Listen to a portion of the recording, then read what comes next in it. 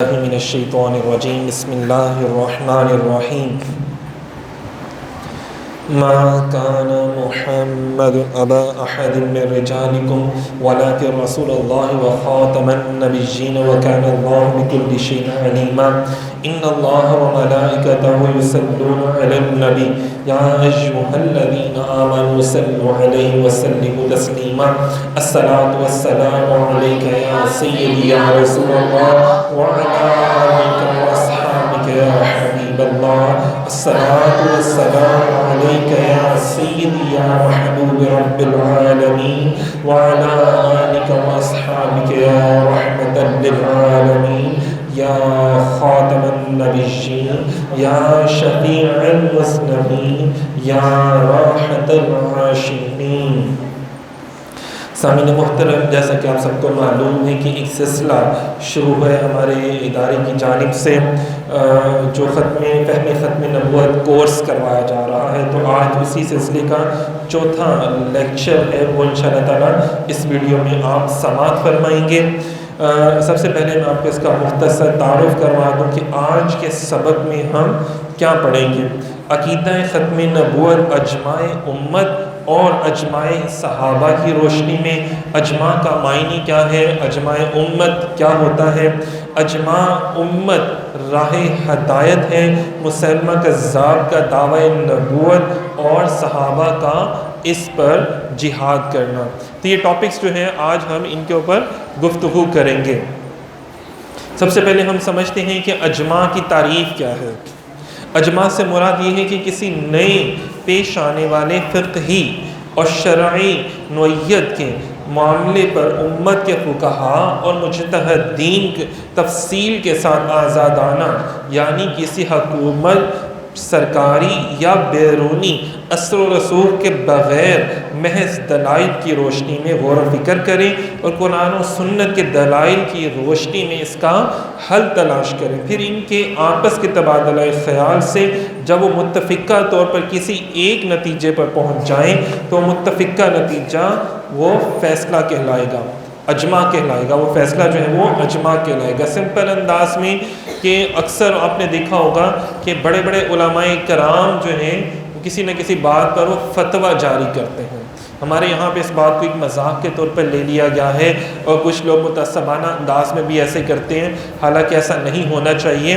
یہ امت کو اعزاز حاصل ہے، نبی پاک صلی اللہ علیہ وسلم کی صرف امت کو یہ اعزاز حاصل ہے. پچھلی کسی بھی امت کو یہ مقام، یہ اعزاز حاصل نہیں ہو سکا کہ نبی پاک صلی اللہ علیہ وسلم کی امت کو یہ اعزاز حاصل ہے کہ امت کے صاحب علم لوگ، یہ نہیں کہ سارے جو بھی جس نے قرآن بھی نہیں پڑھا کبھی، جس نے حدیث کا کبھی مطالعہ نہیں کیا، فقہ کا کبھی مطالعہ نہیں کیا، نہیں، بلکہ امت کے وہ لوگ جو اچھے طریقے سے قرآن کا علم جانتے ہیں، حدیث رسول اللہ صلی اللہ علیہ وسلم کا علم جانتے ہیں، اور ان میں بھی وہ جو مجتہدین ہیں جن کو لوگ امام کا درجہ دیتے ہیں کہ یار ہم سب ان کو مانتے ہیں، جیسے امام اعظم امام ابو حنیفہ رحمۃ اللہ علیہ، امام مالک، امام شافعی، امام احمد بن حنبل ہیں، یا اعلیٰ حضرت امام احمد رضا خان بریلوی رحمۃ اللہ علیہ ہیں، یا امت کے بڑے لوگ جن کو ہم کہتے ہیں کہ یار ہم ان کو مانتے ہیں، اور اہل علم بھی ان کو مانتے ہیں. یہ نہیں ہے کہ عام لوگ بھی ان کو مانتے ہو، صرف عام لوگ مانتے ہو، نہیں، بلکہ اہل علم بھی ان کے علم کا اعتراف کرتے ہوں کہ واقعی یہ بندہ جو ہے وہ صاحب علم ہے، تو پھر لوگ اس کو مجتہد مانتے ہیں.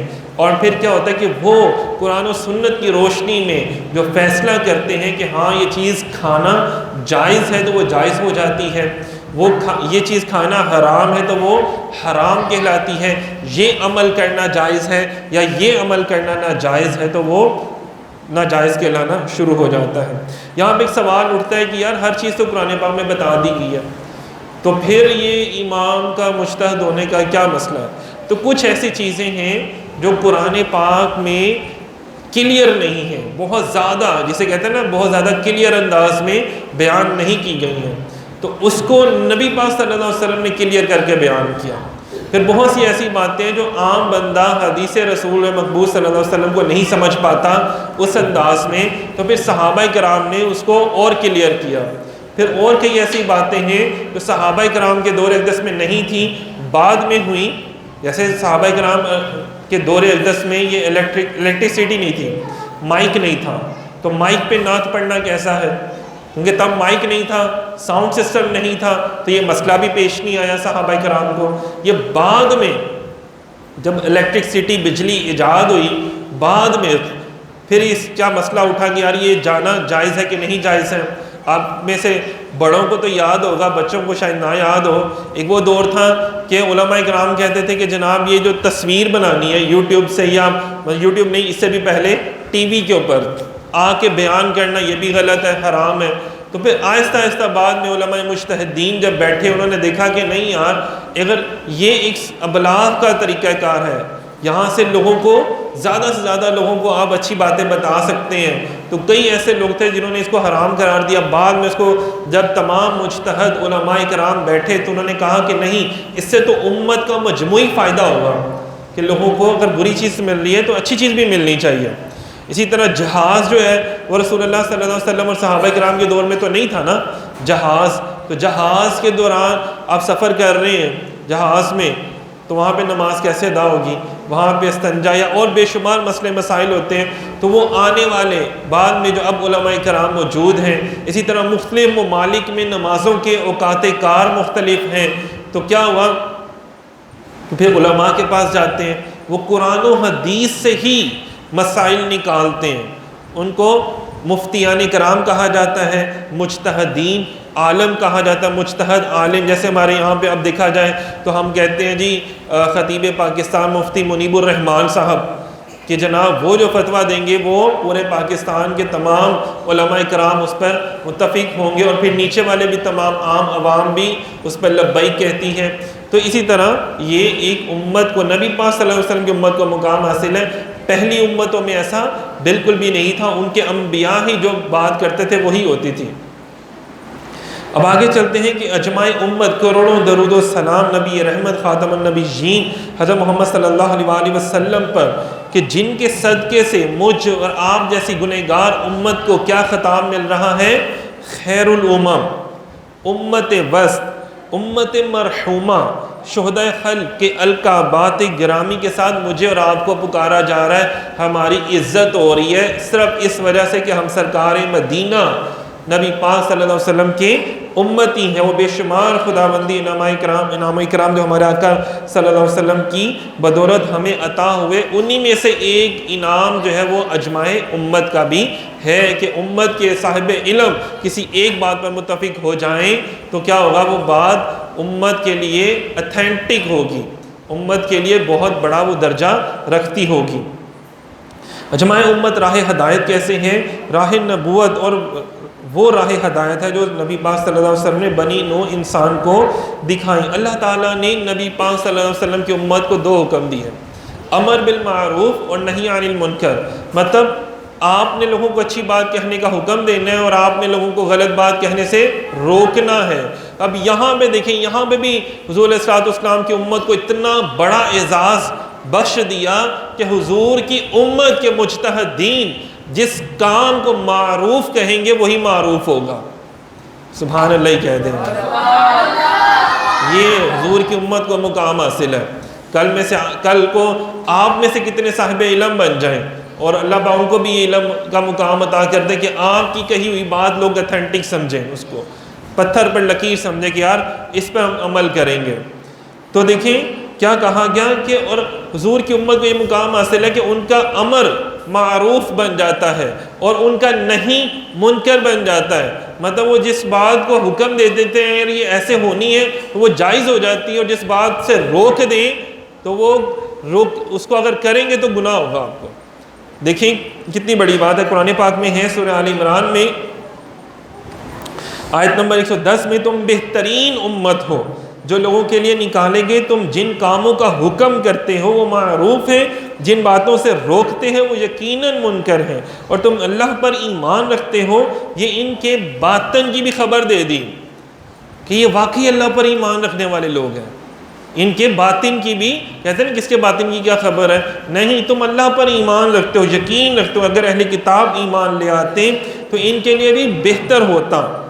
کتنی بڑی بات ہے. کچھ تو ان میں ایمان لے آئے اور اکثر نافرمان ہو گئے. پھر سورہ بقرہ میں فرمایا اور اس طرح ہم نے تمہیں ایک ایسی امت بنایا جو نہایت اعتدال والی ہے کہ تم لوگوں پر خدا کے گواہ ہو. مطلب کہ لوگوں کو تم اللہ کی باتیں بتاتے ہو, رسول خدا صلی اللہ علیہ وسلم کی باتیں جو ہیں وہ تم ان کو بتاتے ہو. اجماع امت کی حقیقت یہ ہے کہ اس امت کے علماء مجتہدین اگر کسی مسئلے پر اتفاق کر لیں تو یہ حکم بھی واجب اتباع اور واجب العمل ہو جاتا ہے, ایسے ہی جیسے قرآن و حدیث کے احکامات واجب العمل ہو جاتے ہیں نا. دیکھیں کتنے ایسے مسئلے مسائل ہیں, کتنے ایسے پھل ہیں جو رسول اللہ صلی اللہ علیہ وسلم کے دور اقدس میں وہاں پہ عرب کی سرزمین میں نہیں تھے, بعد میں آئے. بہت سے ایسی چیزیں ہیں تو لوگوں نے جا کے پوچھا مجتہدین سے کہ یار یہ ہم نے نہیں کہیں پڑھا, تو آپ ہمیں بتا دیں کہ یہ پھل ہم استعمال کریں نہ کریں, فلاں مچھلی ہم استعمال کریں نہ کریں, فلاں چیز. جیسے ابھی ماشاءاللہ سے ادارہ جاء الحق کی جانب سے شرعی مسائل کا ایک گروپ بنایا گیا ہے, تو اس میں لوگ بڑے بڑے مسئلے مسائل پوچھتے ہیں. بہت سے ایسے مسئلے مسائل جیسے الٹرا ساؤنڈ ہے, اس طرح مشینیں ہیں, ایکس رے ہیں, اور کتنی ایسی چیزیں اب آ چکی ہیں جو اس دور اقدس میں نہیں تھیں تو اس دور میں ہیں. لیکن اس دور میں فرمایا تم پریشان نہ ہونا, میری امت کے علماء موجود ہیں, میری امت کے اہل علم تم میں موجود رہیں گے. اللہ پاک فرماتا ہے ہر دور میں ہدایت دینے والے اللہ پاک بھیجتا رہے گا. تو یہ میری امت کا میری امت کبھی بھی کسی بھی برے کام پر متفق نہیں ہوگی. مجموعی طور پر میری امت, یہ حضور علیہ السلام کی حدیث پاک ہے.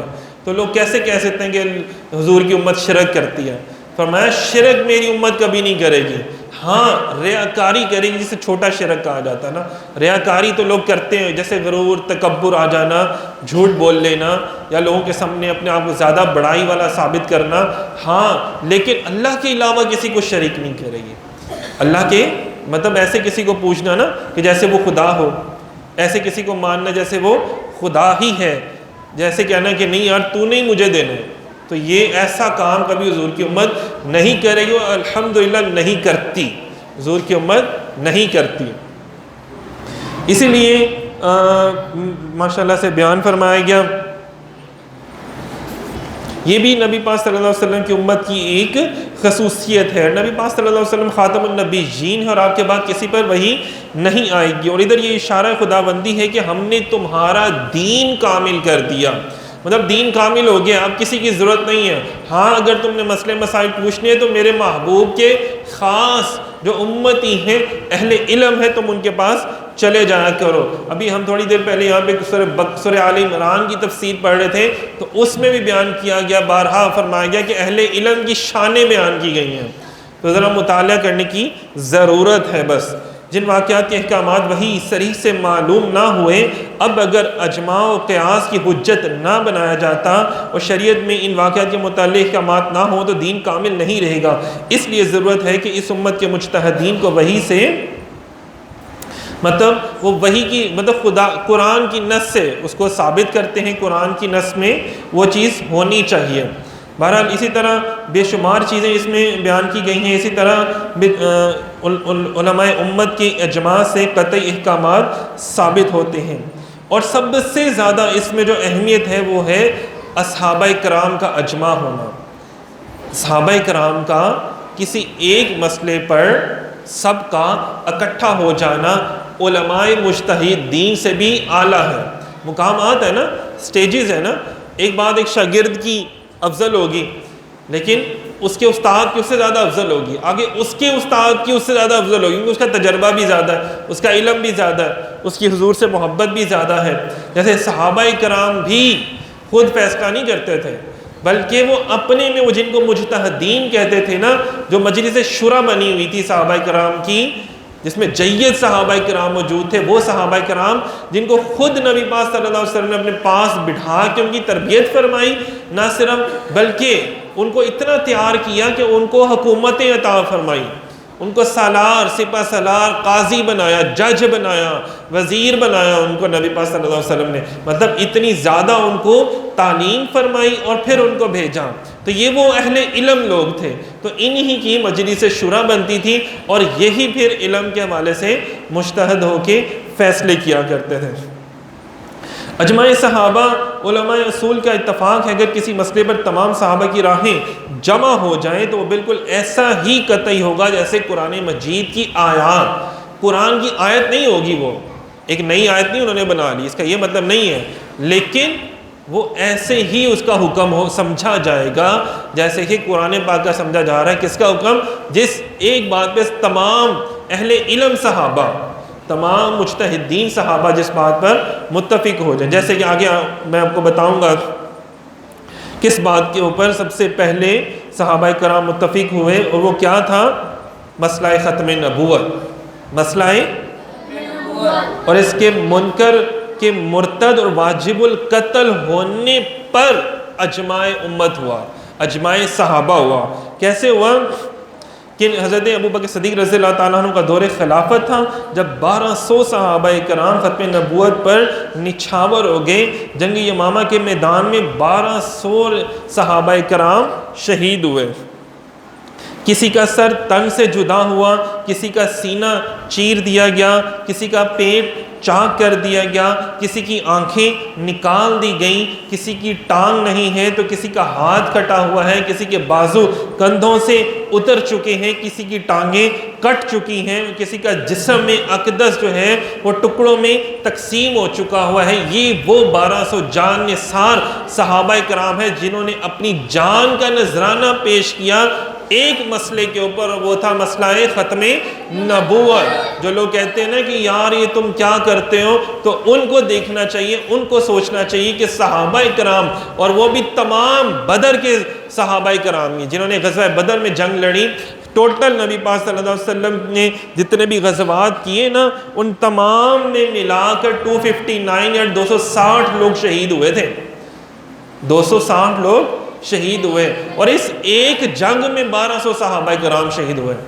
اس اکیلی ایک جنگ میں 1200 صحابہ کرام شہید ہوئے، جن میں 700 حفاظ کرام بھی تھے. اور جب نماز پڑھنے کا ٹائم آیا نا تو صرف 12 یا 15 صحابہ کرام تھے جو ایک صف میں کھڑے ہوئے، اور وہ بھی نہایت زخمی تھے، اور زخمی حالت میں انہوں نے نماز پھر بھی نہیں چھوڑی. اندازہ کریں آج ہم ہٹے کٹے ہو کے بھی نماز نہیں پڑھتے. انہوں نے میدان جہاد میں بھی نماز ادا کی. اور آپ کو بتاتا چلوں مسیلمہ کذاب کتنے لوگوں کو لے کر آیا تھا؟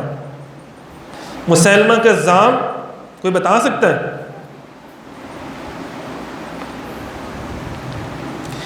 40,000 لوگوں کو اپنے ساتھ لے کر آیا تھا. 40 لوگوں کو اپنے ساتھ لے کر آیا تھا، اور مال و دولت کے ڈھیر بھی لگے ہوئے تھے. ادھر مسلمان جو تھے ایک طرف تو نبی پاک صلی اللہ علیہ وسلم کا وصال مبارک ہوا تھا، ابھی غم سے نہیں ڈھال تھے. دوسری طرف لوگوں نے فتنے کھڑے کر دیے ہوئے تھے، بہت زیادہ حالات بہت پیچیدہ تھے. مدینہ منورہ کی ریاست کو ہر طرف سے خطرہ تھا. اب دیکھو جو لوگ آج کہتے ہیں نا کہ یار حالات بڑے خراب ہیں اور تم ایک اور مسئلہ لے آئے ہو ختم نبوت کا، حالات تو بڑے خراب ہیں اور تم ایک اور مسئلہ، تم نے نواں مسئلہ چھیڑ دیا ختم نبوت کا، تم کیوں باتیں کر رہے ہو، ملک کے حالات بڑے خراب ہیں. تو یار سیدنا صدیق اکبر رضی اللہ تعالیٰ عنہ سے پوچھو جو وقت کے حکمران بھی ہیں اور حالات بڑے خراب ہیں.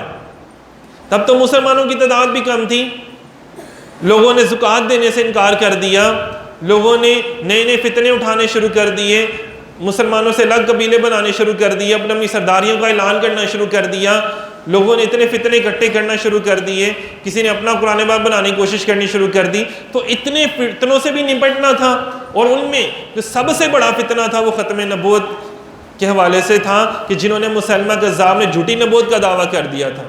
کیونکہ اگر لوگ، ان کو پتا تھا کہ یہ سب سے بڑا فتنہ ہے، باقی فتنوں تو ہم دیکھ لیں گے لیکن یہ فتنہ اگر پھیل گیا تو نبوت کے ختم ہونے کا خطرہ ہے بہت زیادہ. اور لوگ جو ہیں وہ تو پیسے کے پیچھے بھاگتے ہیں.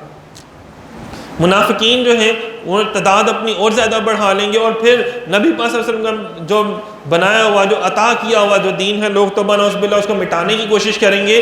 تو انہوں نے تمام صحابہ کرام کو اکٹھا کیا جو بہت ضعیف بھی ہو چکے تھے، 80 سال کی عمروں کو پہنچ چکے تھے، 90 سال کی عمروں کو بھی پہنچ چکے تھے.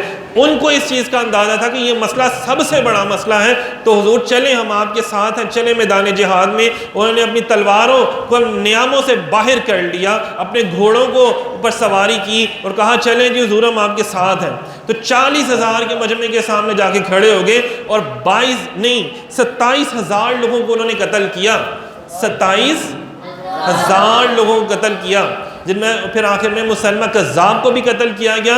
اور اس کے بعد اندازہ کریں، پہلے آپ نے حضرت شرجیل رضی اللہ تعالیٰ عنہ کو بھیجا، پھر حضرت اکرمہ رضی اللہ تعالیٰ عنہ کو بھیجا، اور تیسری مرتبہ آپ نے حضرت خالد بن ولید رضی اللہ تعالیٰ عنہ کو لشکر دے کر بھیجا، تو پھر بہت گھمسان کی جنگ ہوئی، کتنے لوگ مارے گئے، 27,000 منہ سے کہنے کی بات ہے۔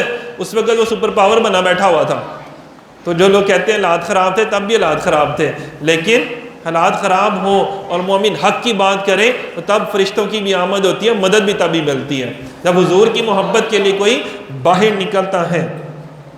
تو مسلمان شیروں کی طرح دھاڑتے ہوئے مسلمہ کذاب کی فوج پر پل پڑتے ہیں اور انہی تیزی سے قتل کرنے لگتے ہیں۔ اللہ پاک مسلمانوں کو فتح عطا کرتا ہے، مسلمہ کذاب کے 40,000 کے لشکر میں سے 27,000 سپاہی میدان جنگ میں مارے گئے، اور وہ خود بھی جنگ یمامہ میں واصل جہنم ہوا۔ اب مسلمانوں کا جو ایسا نقصان ہوا جو اس سے پہلے کبھی نہیں ہوا تھا، میں نے آپ کو بتایا نا تھوڑے لوگ شہید ہوتے ہیں، ٹوٹل ملا کے 260 لوگ، پھر 259 لوگ شہید ہوئے، لیکن ایک ہی جنگ میں اس سے پہلے کبھی مسلمانوں کا اتنا لشکر، اتنے لوگ شہید نہیں ہوئے تھے۔ تو بہرحال لیکن جھوٹی نبوت کی وجود کو انہوں نے شہید ہونا قبول کر لیا، لیکن جھوٹی نبوت کے دعوے دار کو انہوں نے برداشت نہیں کیا۔ انہوں نے اپنی بیویوں کو بیوہ کروا لیا، اپنے بچوں کو یتیم ہونے دیا، اندازہ کر لیں اپنے جسموں کو معذور بنا لیا، لیکن انہوں نے کہا کہ نہیں، میں نے گھر نہیں بیٹھنا، میں نے اپنی بیوی کو نہیں دیکھنا، میں نے اس ٹائم اپنے بچے کو نہیں دیکھنا، میں نے اپنی جائیداد، اپنے باغات کو نہیں دیکھنا، اپنی لینڈ کروزر، اپنی گاڑیوں کو نہیں دیکھنا، میں نے دیکھنا ہے تو اپنے آقا و مولا کی حرمت کو دیکھنا ہے۔ کیوں کہ بس انہیں جانا، انہیں مانا، نہ رکھا بغیر سے کام، للہ الحمد میں دنیا سے مسل، تاجدار ختم نبوت، تاجدار ختم نبوت، تاجدار ختم نبوت، یہاں تک ہے کہ روضہ رسول مدینہ پاک کو بھی انہوں نے خیر آباد کہہ دیا کہ بھائی ہم نے جو ہے نا حضور کی حرمت کے لیے باہر نکلنا ہے، مسلوں میں نہیں بیٹھے رہنا، اپنے حجروں میں نہیں بیٹھے رہنا، اپنی خانقاہوں میں نہیں بیٹھے رہنا، ہم نے حضور کی میں بوڑھا ہو گیا تو کیا ہوا، اگر میں بوڑھا ہو کے بھی شہید ہو جاؤں حضور کے نام پر کٹ مروں تو اس سے بڑھ کر اور کیا بات، میرے لیے کیا اعزاز ہوگا۔ تو مسلمانوں، صحابہ کے عہد کا جھوٹا مدعی نبوت کون تھا؟ مسلمہ کذاب۔ اور آج کے دور میں جو جھوٹا نبوت کا دعوے دار کون ہے؟ مرزا قادیانی ہے۔ جس طرح جتنے خطرناک مسلمہ کذاب کے پیروکار تھے، اس سے کئی گنا زیادہ خطرناک جو ہے وہ قادیانیوں کے پیروکار ہیں۔ یہ صرف اسلام کے دشمن نہیں بلکہ یہ پاکستان کے بھی دشمن ہیں، یہ اینٹی پاکستان ہیں اور اینٹی اسلام تنظیمیں یہ لوگ چلا رہے ہیں۔ مرزا قادیانی اور اس کی شیطانی جماعت کفر اور ارتداد اور یہ ساری چیزیں یہ جو کام کر رہے ہیں۔ آج جب ہم کسی مسلمان کو دیکھتے ہیں نا کہ وہ قادیانیوں سے ہاتھ ملاتا ہے تو مجھے صحابہ کرام کے وہ کٹے ہوئے ہاتھ یاد آ جاتے ہیں۔ جب کوئی ان سے بغل گیر ہو رہا ہوتا ہے تو ہمیں کیا یاد آ جاتا ہے؟ صحابہ کرام کی کٹی ہوئی بازویں یاد آ جاتی ہیں۔ جب کوئی کہہ رہا ہوتا ہے نا کہ یار نہیں چھوڑو یار، وہ بھی تو مسلمان ہی ہے نا، وہ بھی تو نبی کا کلمہ پڑھتے ہیں نا، اتنے اچھے ہیں وہ لوگ، تو ہمیں ان صحابہ کی کٹی ہوئی زبانیں، کٹے ہوئے سر یاد آ جاتے ہیں کہ جنہوں نے اسی زبان سے نعرہ رسالت لگایا تھا۔ یا رسول اللہ کہتے تھے جو لوگ، لبیک یا رسول اللہ کہتے تھے، ہمیں وہ زبانیں یاد آ جاتی ہیں جب کوئی یہاں پہ بدبخت یہ کہتا ہے کہ یار نہیں چھوڑو یار، کیا تم لگے ہوئے ہو۔ تو ہمیں یہ چیزوں کو سوچنا ہے کہ صحابہ کرام کا عقیدہ رکھنا ہے، اور صحابہ کرام کے بارے میں فرمایا کہ یہ چمکتے ہوئے ستارے ہیں، کسی ایک کو بھی پکڑ لو گے تو تم جنت تک پہنچ جاؤ گے، اور اگر ہمیں جنت میں جانا ہے تو ہمیں حضور کے عاشقوں کو پکڑنا ہوگا مضبوطی سے، ان کی سیرت کو پڑھنا ہوگا، سمجھنا ہوگا۔ تو صحابہ کی زبان سے تکبیر کے جو نعرہ تکبیر کے اور جو رسالت کے نعرے لگتے تھے وہ ہمارے کانوں میں گونجنا شروع ہو جاتے ہیں۔ جب ہمارے مسلمان جو ہیں قادیانی اور منافقوں اور کافروں کی بچوں کی شادیوں پہ جاتے ہیں نا، تو ہمیں اپنے صحابہ کے وہ یتیم بچے یاد آ جاتے ہیں۔ یار وہ جنہوں نے اپنے بچوں کو یتیم کر لیا لیکن حضور کی حرمت کے لیے باہر نکلے، کیا ان کو نہیں پتا تھا میں مر جاؤں گا تو میرے بچے پیچھے یتیم ہو جائیں گے؟ کوئی ان کو پوچھنے والا نہیں ہوگا، ان کو پتہ تھا کہ نہیں اللہ اور اس کا رسول تو موجود ہے نا، اللہ اور اس کا بھائی وہ تو پورے گھر کا سامان ہی لے آئے۔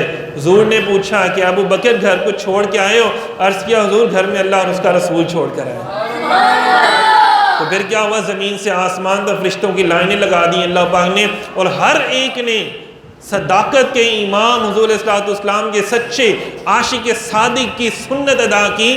کیا کہ سب نے ہی کپڑے پہن لیے جو جس طرح کے ابو بکر صدیق رضی اللہ تعالیٰ عنہ نے پہنے ہوئے تھے، ٹاٹ کا کرتا اور کانٹوں کے بٹن، اندازہ کرے جو کہ انہوں نے پہنے تھے سیدنا صدیق اکبر رضی اللہ تعالیٰ عنہ نے۔ تو آج بھی فرشتے کہتے ہیں نا مدد کو نہیں آتے، مدد کی دور کی بات ہے، حضور کے غلام ہو جاؤ تو فرشتے بھی آپ کی سنت ادا کرنا شروع کر دیں گے۔ لیکن وہ حضور کے سچے عاشق، سچے غلام اور سچے نام بھی سچا، دیکھیں نا سیدنا صدیق اکبر، خطاب بھی خود حضور نے عطا فرمایا۔ یہ کتنی بڑی بات ہے نا۔ تو یہ مسلمان بھی رسول اللہ کے امتی ہونے کا اقرار کرتے ہیں۔ صحابہ کرام بھی رسول اللہ کے امتی تھے نا، صحابہ کرام بھی عقیدہ ختم نبوت پر پکا یقین رکھتے تھے، اور آج کے مسلمان بھی عقیدہ ختم نبوت پر ایمان رکھنے کے پرزور دعوے کرتا ہے، آج کا مسلمان بھی نا۔ لیکن صحابہ کی ختم نبوت کے ڈاکوؤں سے جنگ ہے، صحابہ جنگ کر رہے ہیں، اور مگر آج کا مسلمان ڈاکوؤں سے، لٹیروں سے جو ختم نبوت کے ہیں ان سے دوستیاں چڑھا رہا ہے، باتیں کر رہا ہے۔ لوگ کیا کہتے ہیں؟ یار ہم ان میں بھی بیٹھ جاتے ہیں، اچھے لوگوں میں بھی بیٹھ جاتے ہیں، برے لوگوں میں بھی بیٹھ جاتے ہیں، کیا فرق پڑتا ہے؟ ہر صحبت رکھنی چاہیے، بھاڑ میں جائے یار تمہاری ایسی صحبت۔ اللہ تعالیٰ کیا کہہ رہے ہیں؟ اللہ تعالیٰ کہتے ہیں مومن وہ ہے جو کافروں سے دوستی نہیں رکھتے۔ مومنوں کی نشانی ابھی سورہ آل عمران میں ہم پڑھ رہے تھے کہ مومنوں کی نشانی جو کافروں سے دوستی نہیں رکھتے۔ یہود و نصارہ تمہارے دوست نہیں ہو سکتے۔ جب اللہ کہہ رہا ہے تو یار تم اللہ کی بات پہ یقین نہیں کر رہے، تو کتنے افسوس کی بات ہے، تم زیادہ ہی تمہیں اخلاق آ گیا ہے، زیادہ ہی تمہیں اخلاقیات کا پتہ ہے، زیادہ ہی تمہیں سارے معاملات کو معاشرے کا پتہ ہے، تو بنعوذ باللہ۔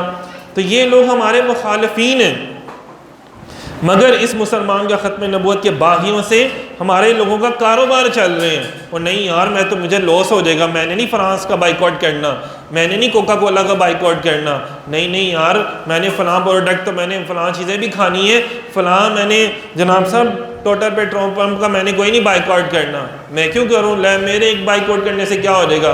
اور بھائی اگر سارے یہ لوگ سوچیں نا کہ یار میرے بائیکاٹ کرنے سے کچھ ہوگا، تو کروڑوں پہ بات جاتی ہے، کروڑوں لوگوں پہ، اور یہ اربوں ڈالرز کے بزنس ان کا ٹھپ کر کے نیچے بیٹھ جائے گا۔ اندازہ کریں بات کہاں سے کہاں جاتی ہے، آپ کو پتہ ہی نہیں آپ کی پاور کتنی ہے۔ آج استعمال کرنا چھوڑ دیں تو دیکھیں دکاندار دکان پہ چیز ہی نہیں رکھے گا، یار کوئی خریدتا ہی نہیں ہے تو میں رکھوں گا کیوں؟ تو میں ایسی چیزیں کیوں خریدوں جو ایسے ملک سے آئی ہوں کہ جو میرے نبی کی بے ادبی کرتے ہوں، گستاخی کرتے ہوں؟ میں مقامی چیزیں بھی تو خرید سکتا ہوں نا، میں خود بھی تو خرید سکتا ہوں نا، وہ چیزیں بنا سکتا ہوں۔ تو فرمایا نہ انہوں نے نبی کریم صلی اللہ علیہ وسلم کی عزت و ناموس پر اپنا گوشت اور لہو قربان کر دے۔ یہ قادیانیوں کا سوشل بائیکاٹ کرنے کو بھی تیار نہیں۔ یہ قول و فعل میں اتنا خوفناک حد تک تضاد کیوں ہے ہمارے رویوں میں؟ کہیں ایسا تو نہیں کہ ہم نے کلمہ طیبہ صرف حلق سے اوپر پڑھا ہے، ہمارے حلق سے نیچے ایمان ہی نہیں گیا؟ وہ بھی تو لوگ تھے نا جن کے بارے میں رسول خدا صلی اللہ علیہ وسلم نے فرمایا تھا کہ جن کی زبانوں پہ قرآن پانی کی طرح ہوگا، آپ سے اچھا قرآن پڑھتے ہوں گے لیکن ان کے حلق سے نیچے کچھ نہیں جائے گا، ایمان ان کے حلق کے نیچے نہیں جائے گا۔ کیوں؟ مسجدیں بناتے ہیں، سب کچھ کرتے ہیں، عبادت گاہیں بناتے ہیں، قرآن سب کچھ پڑھتے ہیں، نمازیں بھی پڑھتے ہیں، کیوں؟ کہ ان کے دلوں میں میری محبت نہیں ہے۔ قُلْ إِن كُنتُمْ تُحِبُّونَ اللَّهَ فَاتَّبِعُونِ يُحْبِبْكُمُ اللَّهُ کہ محمد سے وفاتوں نے تو ہم تیرے ہیں۔ یہ جہاں چیز ہے کیا؟ بس لبیک یا رسول اللہ، بس یہی پیغام ہے، لبیک یا رسول اللہ، لبیک لبیک لبیک لبیک یا رسول اللہ، لبیک لبیک لبیک یا رسول اللہ، لبیک لبیک لبیک یا رسول اللہ،